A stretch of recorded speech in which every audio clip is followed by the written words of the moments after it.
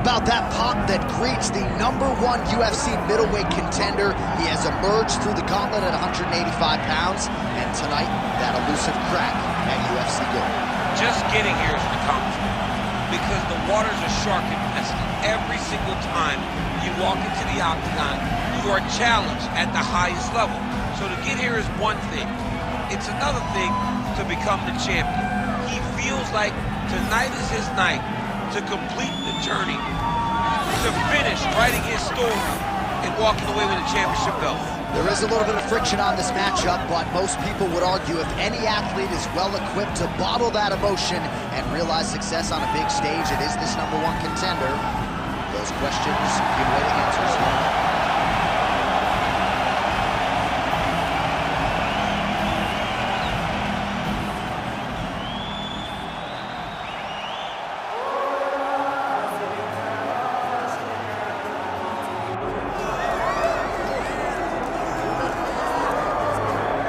All right, so here's the world beater, Khamzat Chimaev, wicked relevant in 2 divisions. Every time he sees you, he tries to take you down. Gotta think he's gonna try to wrestle here tonight. That's exactly what he does, right? He wants to impose himself on his opponents. He wants to show his dominance when he's inside the Octagon, whether it's on the ground in the grappling, as we saw in Kevin Holland, or whether it's him striking, as we have seen in the beginning of his UFC career. He has all the skills, but it's the mindset of Khamzat Chimaev that separates him from most fighters in both weight classes that he competes in. And with respect to Conor McGregor and everybody else, I'm not sure that any athlete has ever taken this sport by storm quite the way Chimaev did back in 2020. Let's see how he fares in another big spot tonight.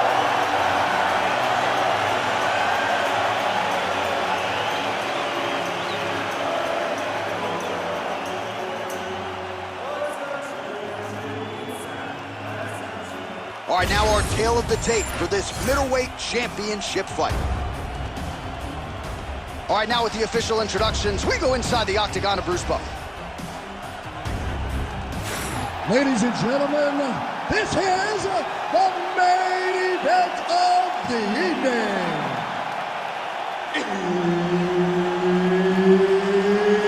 It's time! 5 rounds for the undisputed UFC middleweight championship of the world. Introducing first, fighting out of the blue corner, presenting the challenger, Jack the Joker Hermansson. And now introducing the champion, fighting out of the red corner, presenting the reigning, defending UFC undisputed middleweight champion of the world, Khamzat Chimaev. All right, Herb Dean, third man in the Octagon for this one. Ready. All right, so here we are, Scotiabank Arena, Toronto, Ontario, Canada, the TO, baby. Nothing quite like calling fights in front of these live crowds. One time I almost defended my belt in the 6 against Anthony Johnson. I was injured, wasn't able to compete. Max Holloway once again showed what a champion he is by defeating Anthony Pettis in his great arena. Well, that body kick was there earlier, not there on that attempt. Massive head kick. Oh, stuffs the takedown without issue. And he's back up. Beautiful job getting those hands up. Tremendous body kick lands from this guy. Another powerful kick there. A lot of volume with the feet tonight for him. It's unbelievable to watch somebody make kicking the base of their fighting style. He has shown us that it's possible. Great setup. That was a nasty high kick. Takedown defense holds up. Hermansson's forehead is bleeding now. Cut is open. Oh, roundhouse kick. Style points on that one. Maybe start to lead with punches before he throws kicks. A lot of his kicks are just kicks. There's no setups to throw with. And a nice job to stick with it there to complete the takedown. Oh, what do we got here? Looks like an arm triangle attack. Ooh, this could be it. That thing is tight. That arm triangle is deep.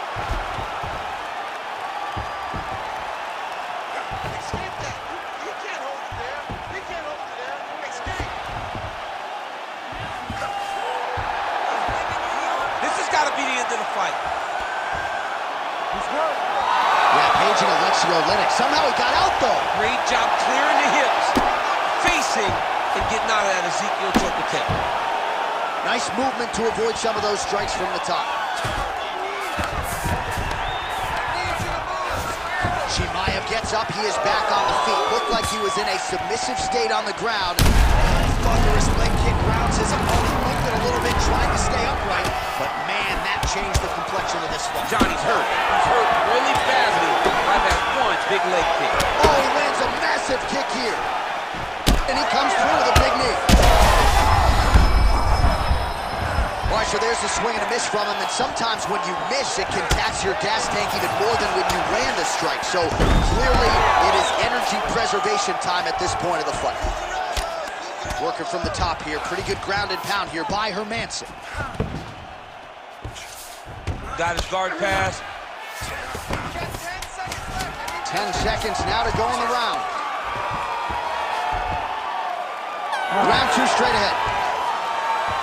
Heading back to the corner now after a competitive round.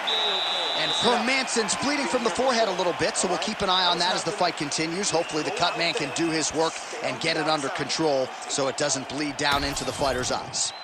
All right, back to the stools between rounds. That gives us time to look back at some of the replays, including some of those strikes that caused the damage, particularly to his forehead. Damage to the forehead.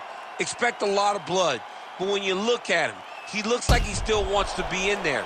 It does not seem like the blood is affecting him. Now, you could want to be there as much as you want to, but you got to do things better defensively, or ultimately he's going to get you out of it. He's got to move his head, he's got to stay off the center line, and he's got to press forward, put his opponent on his heels. All right, put well. All of a sudden, we got a new storyline. Leg attempt here. Nice job to catch the leg and work it into a takedown. Well, we see this a lot, DC, but this instance, it's particularly surprising to see a wrestler on his level not attempt to change the level. I don't understand it. You know, when you have that weapon, when you have that ability to take people to the ground, you have to use it. Even if it's to set up your striking, I don't understand why he is not trying to change his level, get to the hips, and get takedowns. Nice jab, follows up with a nice right hand. He's in trouble. He's hurt bad. He can't even stand.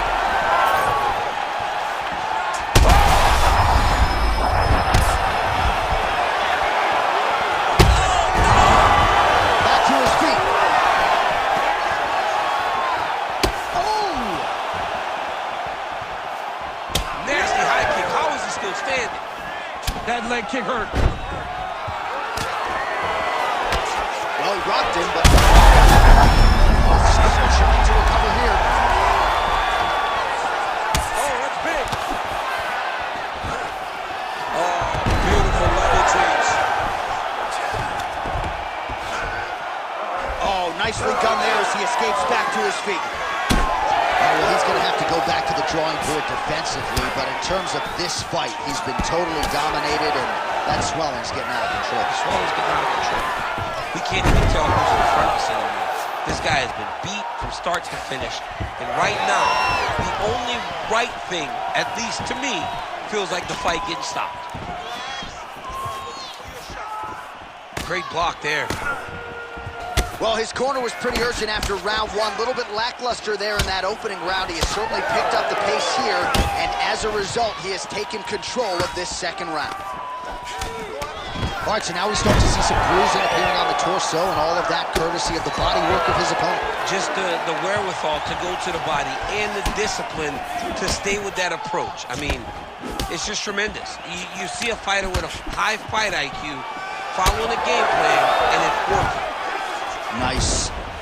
Nicely done. Oh, and he's back up again. 30 seconds to go in the round. Oh! That is it!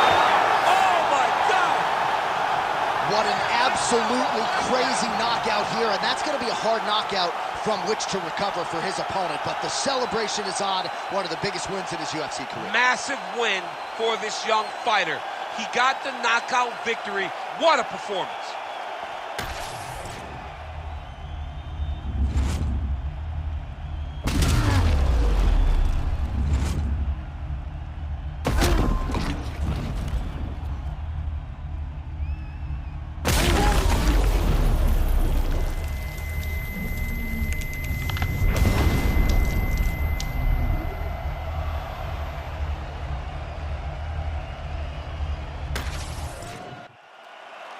Bruce Buffer has the official decision. Ladies and gentlemen, referee Herb Deans called a stop to this contest at 4 minutes, 35 seconds of round number 2. Declaring the winner by knockout and still the undisputed UFC middleweight champion of the world, Khamzat Chimaev.